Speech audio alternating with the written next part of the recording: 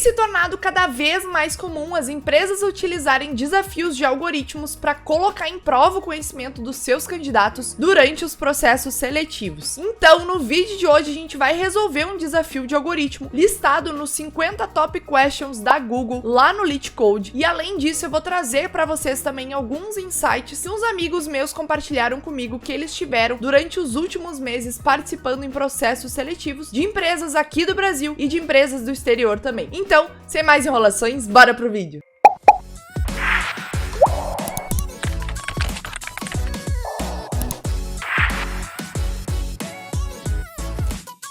Mas antes de continuar o vídeo, eu gostaria de falar sobre a chave USB-C e NFC da Lockit. A Lockit é uma empresa brasileira que aumenta a nossa segurança online através da chave física que a gente pode utilizar para configurar a autenticação de 2 fatores da nossa conta. Ou seja, mesmo que alguma senha nossa vaze em um banco de dados criminoso, o hacker não vai conseguir acessar a nossa conta, porque ele precisa dessa chave física aqui, que vai estar guardada no nosso quarto ou no nosso escritório para conseguir fazer o acesso à nossa conta. Então é muito importante a gente utilizar esses meios de segurança para proteger as nossas contas de ataques criminosos. Para fazer a configuração é bem tranquilo, basta entrar em documentação aqui no site da Lockit mesmo e escolher uma das plataformas de SSO compatíveis, como Google, GitHub ou Facebook, e seguir o passo a passo que a Lockit fornece. Aqui no Google, por exemplo, é super simples. É só clicar no link e nós já vamos ser redirecionados para a página de adicionar a chave. Simples assim. Com ele configurado, basta a gente fazer o login usando o Google em algum dos sites e ele vai pedir a nossa chave. Nós plugamos no nosso computador e pronto, logamos de maneira segura, rápida e fácil. Se você quer se proteger, aproveite que em novembro a Lockit está com uma promoção incrível com condições especiais. Se você comprar uma chave, você paga R$ 259, mas se você levar 2 chaves, você ganha um desconto de mais de 15% nas 2 chaves, saindo por R$ 479. E claro, usando o cupom KEEPERDEV10, você ganha mais 10% de desconto especial aqui da nossa comunidade. Então clica no link que tá aqui na descrição do vídeo e aproveita essa chance e bora continuar o vídeo. Então galera, antes da gente partir para a mão na massa, eu vou compartilhar um pouco com vocês como é que pode acontecer essa etapa de desafio de algoritmo durante os processos seletivos. Então vou falar um pouquinho das experiências que eu já tive quando eu estava buscando emprego e também trazendo um pouco da experiência que esses meus amigos tiveram quando eles estavam buscando emprego aí durante os últimos meses. Bom, então o que costuma acontecer? A gente manda o nosso currículo para a empresa, né? A gente se inscreve ali nas vagas no LinkedIn, no Glassdoor, no Indeed, etc. Enfim, aonde a gente encontrar a vaga, a gente se inscreve, manda nosso currículo. E o que costuma acontecer é a empresa passar um pente fino em todas as inscrições, buscando pelos candidatos que dão match com aquela vaga. Então, os candidatos que têm a experiência necessária, que têm os conhecimentos necessários. E aí, o que eu vejo acontecer, tá? A partir do momento que eles passam esses pente finos e encontram candidatos que teriam ali o nível de experiência e o conhecimento necessário, eles já costumam enviar esse desafio de algoritmo, tá? Antes mesmo de tu passar para uma entrevista, tu já recebe um e-mail para resolver o desafio. E esse desafio costuma ser em plataformas como a Coderbyte, o HackerRank também, ou até mesmo plataformas como a Turing, que engloba todas as etapas ali do processo seletivo. Mas o que eu vejo bastante é Coderbyte e o HackerRank também. Então a empresa vai te enviar um e-mail te convidando, né, para resolver o desafio, falando que gostou do teu currículo, etc, e te convidando para resolver o desafio.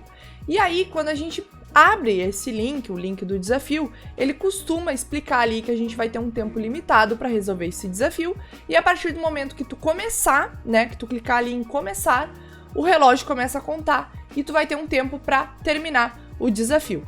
Esse tempo costuma ser entre 1 hora e meia. É o que eu costumo ver. Já vi de menos tempo e já vi de mais tempo também, mas o mais comum é 1 hora e meia. O que eu acho bem pouco, tá? Eu acho 1 hora e meia pouco, até porque às vezes a gente precisa dar uma pausa na cabeça, tomar uma água, enfim, comer alguma coisa, dar uma esparecida para depois voltar e continuar a lógica. Então 1 hora e meia não é nada, mas é o que eu tenho visto acontecer e o que aconteceu bastante com esses meus amigos nos últimos meses. Beleza, então começa ali a 1 hora e meia. Como é que são esses desafios? São desafios bem parecidos com os desafios que a gente encontra nas plataformas como o próprio HackerRank para a comunidade, o LeetCode, o Codeforces, O Kaggle também tem alguns desafios de algoritmos. Então, vai ter um problema ali, né, que a gente vai ter que resolver desenvolvendo um algoritmo.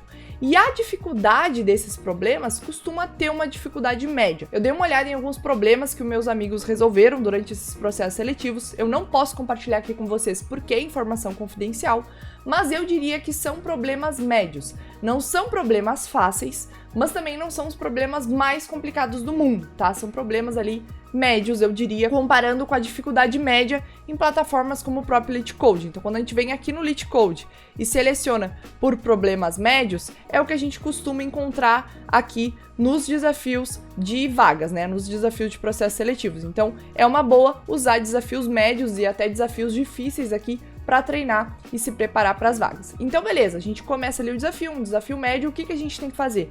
A gente tem que escrever o código e conseguir fazer com que o nosso código passe em todos os test cases. Então, vai ter um botãozinho ali, bem parecido aqui com essa interface aqui do LeetCode, onde a gente vai ter um run para testar o nosso código e por fim vai ter um botão de submit para enviar e ver se passa em todos os test cases. Então aqui no run ele roda só 1, 2, 3, 4 testes no máximo e quando roda o submit ele roda uma bateria completa de testes para testar todos os cenários possíveis dado esse problema aqui que ele nos passou.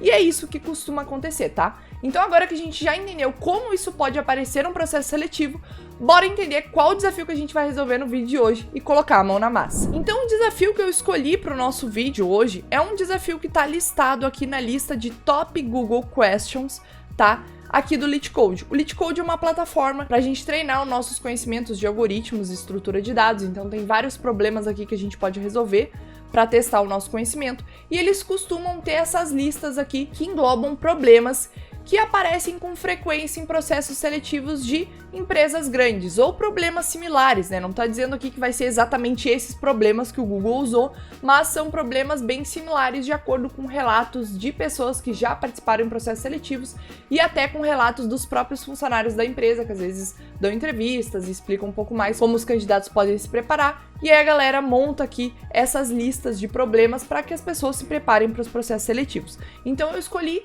um dos problemas aqui dessa lista e foi esse problema aqui de wildcard matching, que foi um problema nível hard. Eu demorei bastante para conseguir resolver, então eu achei legal trazer aqui para o vídeo de hoje qual foi a solução que eu montei aqui para que vocês entendam um pouco mais como é que funcionam esses desafios e comecem a se preparar também para os processos seletivos. Então vamos entender aqui como é que é esse desafio, qual é o que a gente vai precisar resolver. Eu traduzi aqui a página para ficar melhor da gente entender o problema. Então o que ele diz aqui?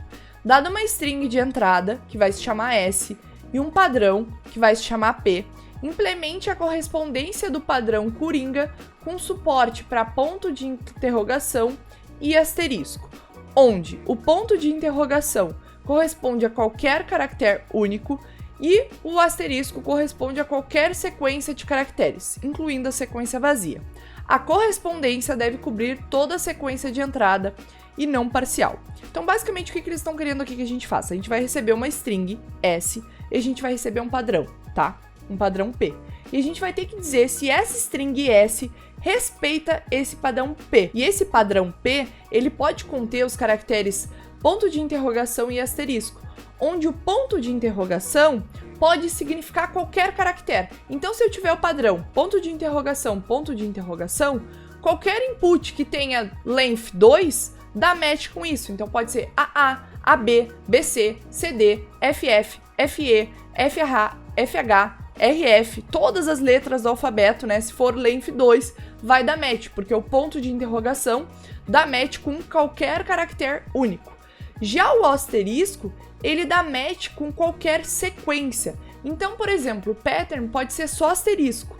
E a string pode ser A, B, B, B, B, B, C, C, C, C, C. Vai dar match, porque o asterisco dá match com qualquer sequência. Ou eu poderia ter também AA asterisco, como pattern. E aí o input pode ser AA, BC, BC, BC, BC. Isso ia dar match também, porque o AA ia dar match com AA do padrão e o asterisco ia englobar todo o resto. Então isso aqui é bem parecido com os autômatos para reconhecimento de linguagem, que a gente costuma ver na faculdade de ciência da computação. Vou até mostrar aqui para vocês, para quem não conhece o que são os autômatos de reconhecimento de linguagem, para vocês entenderem. Então, autômatos de reconhecimento de linguagem. Na faculdade a gente costuma ver isso na cadeira de linguagens formais. E a gente costuma escrever esses autômatos aqui. O autômato nada mais é do que um algoritmo também. A gente costuma escrever esses autômatos, né, de estados para reconhecer uma entrada. Então, dada uma entrada, a gente escreve cada um dos estados do autômato e quais transições ele pode fazer a partir do estado atual. E a gente consegue dizer ou não se essa entrada é válida ou não, dado ali o nosso algoritmo, dado o autômato que a gente escreveu. Então, quando eu li esse problema aqui, eu resolvi escolher ele para o vídeo de hoje, né? Porque eu vi essa similaridade com coisas que eu já tinha visto na faculdade, que era essa questão de autômatos, principalmente com os autômatos de reconhecimento de linguagem, que a gente vê na cadeira de linguagens formais. Então, beleza, agora que a gente já entendeu qual o problema, bora ver alguns exemplos para ficar mais claro. Então, aqui ele dá esse exemplo 1, onde a entrada de S seria AA, e o padrão seria apenas A. Nesse caso, o retorno é falso, porque A não corresponde à string inteira AA. Então aqui, por exemplo, eu tenho um match do A com o primeiro A, só que esse último A aqui do S não dá match com ninguém, então aqui o retorno seria falso. Esse segundo aqui, ó, é AA e o padrão é asterisco. Aqui dá true, porque lembra que eu falei pra vocês que o asterisco corresponde com qualquer sequência, então eu posso ter diversos caracteres ali, se eu tiver um asterisco só, já retornaria true. E aqui tem um exemplo também usando o ponto de interrogação, que nesse caso, o ponto de interrogação, a gente poderia dar match aqui com o C, mas aí quando eu vou dar match com o B, não dá match aqui com A. Quando eu vou comparar o B com A, não dá match aqui, então é por isso que eu retorno falso. E aqui ele tem algumas restrições, né, dos inputs, como é que eles podem vir. Então diz aqui, ó, que o length de S pode ser maior ou igual a 0. Então pode ser que a string venha vazia, não venha nada na string de input. E o padrão aqui pode ser menor ou igual a 2000. Então no máximo vai ser esse length aqui. E o S vai conter apenas letras minúsculas em inglês. E o P contém apenas letras minúsculas em inglês e o ponto de interrogação e o asterisco. Então aqui ele nos deu todas as informações necessárias para que a gente consiga resolver o problema. Então bora agora desenvolver o nosso algoritmo para resolver esse problema. Então, como vocês já devem estar imaginando, a gente vai precisar fazer um loop aqui entre as letras, né, entre os caracteres que a gente tem na string S e comparar elas com os caracteres e com os elementos coringa que a gente vai ter ali no pattern, tá? Então a gente vai ter que fazer isso através de um while ou de um for. Eu resolvi fazer através de um while. Então a primeira coisa que a gente vai fazer aqui é declarar duas variáveis onde a gente vai guardar os índices atuais do S e do P, porque como a gente vai estar fazendo um loop, a gente vai estar passando ali por cada caractere, eu tenho que guardar quais são, né, os índices. Então eu vou salvar aqui como S-index, e eu vou começar como 0, e P-index, que eu vou começar como 0 também. Beleza. Aí eu vou declarar outra variável que vai ser para quando eu achar um asterisco. Então olha só, lembra que a gente viu aqui que o asterisco, ele dá match com qualquer sequência. E pode ser que depois do asterisco aqui no padrão, venha outra letra. Então o padrão poderia ser asterisco A. Nesse caso, eu vou dar match desse asterisco apenas com o primeiro asterisco e deixaria o segundo A do padrão para dar match com o segundo A da entrada S. Então a gente tem que controlar a primeira vez que a gente vê o asterisco para que a gente consiga ver até qual etapa da string, né? Até qual sequência ele vai reconhecer, porque um asterisco pode reconhecer vazio, né? A gente até diz aqui, ó, incluindo sequência vazio, ele pode reconhecer desde vazio até uma sequência de 100, 50, enfim, quantos caracteres, até passar para o próximo elemento do padrão. Então vai ser importante a gente ter essa variável para controlar onde começa o asterisco, para cada asterisco durante o loop, né? Depois, quando a gente encontrar outro asterisco, a gente vai ter que atualizar essa variável também. Então eu vou começar ela aqui como let p star index. Seria onde começa o index do asterisco, né, no P. E aqui eu vou começar com -1. Aí, quando eu encontrar um asterisco, eu atualizo. E a mesma coisa para o S. Então, S star index. Onde começa o asterisco a reconhecer no S? Onde seria o início do reconhecimento do asterisco ali na string S? Beleza, e aqui eu vou começar meu while. Então, enquanto while S index for menor que S.length, a gente vai fazer a nossa lógica. E aqui a gente vai precisar fazer algumas condições. Então a primeira condição que eu vou fazer é quando não for asterisco. Então, quando não for asterisco, eu vou ter que comparar os caracteres. Eu vou ter que comparar o A com o A, Eu vou ter que comparar o ponto de interrogação com A e vou ter que dizer se dá match ou não. Então esse é o primeiro caso. O que eu vou fazer aqui? Primeiro eu vou ver se o meu p-index é menor que p.length. Por quê? Porque pode ser que eu tenha estourado, né, o índice do p. Como a gente vai estar mexendo aqui na mão, a gente não está fazendo um for, eu vou ir incrementando eu mesma, né? Então é bom a gente ter esse controle para ver se a gente não estourou o índice antes de fazer um acesso. Porque se eu estourei o índice e tento fazer o acesso de p usando aqui p-index, ele vai dar um erro de runtime, vai explodir aqui o JavaScript, né? Então eu tenho que fazer esse controle aqui eu mesma para ver se eu não estourei aqui os índices do P antes de fazer o acesso para que a gente não tenha esse problema. Beleza, então o que eu vou fazer aqui?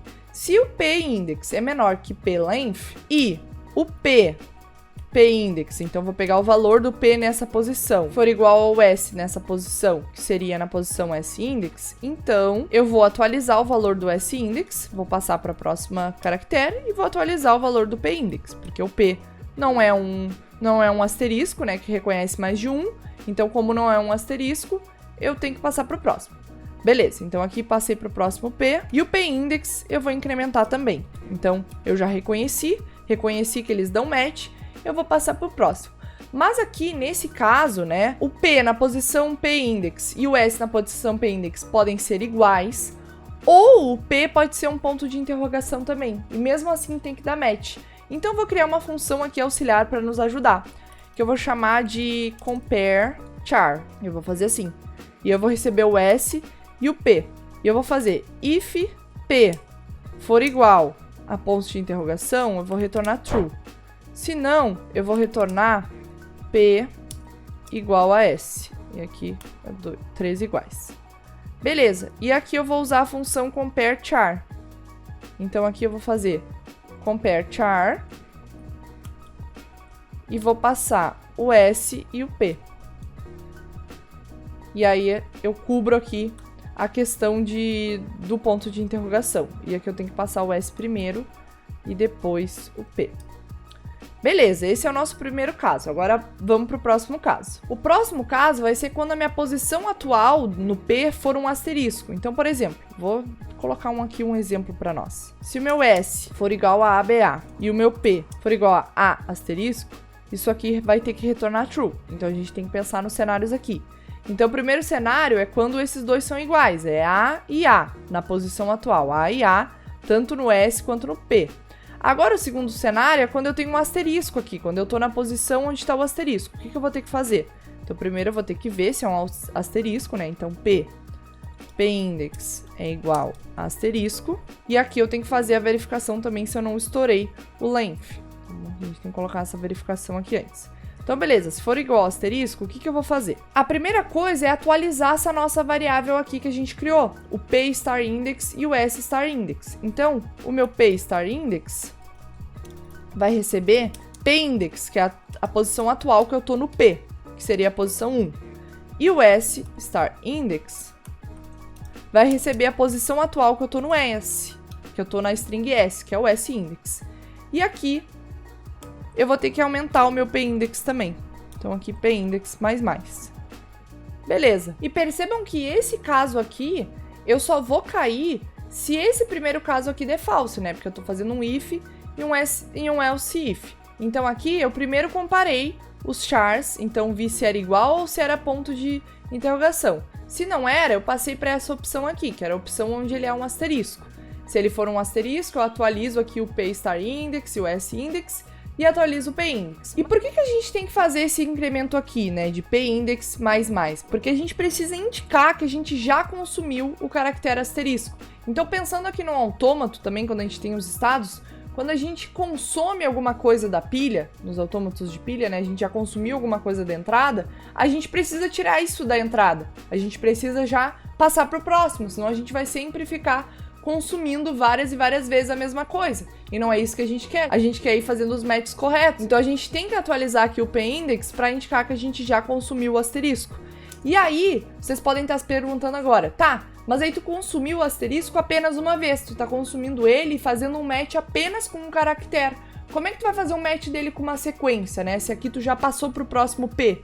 Porque tu atualizou o p, tu foi pro próximo, então tu pulou o asterisco, né? Mas se tiver uma sequência que o asterisco precisa consumir, tu acabou não consumindo. Como é que a gente vai tratar isso? A gente vai tratar isso com um outro else if, que a gente vai comparar se o s**index é diferente de 1, é diferente de menos 1. E por que isso? Se nessa primeira condição eu não tive um match, então não foi igual ao caractere e também não foi igual ao ponto de interrogação que é o meu coringa.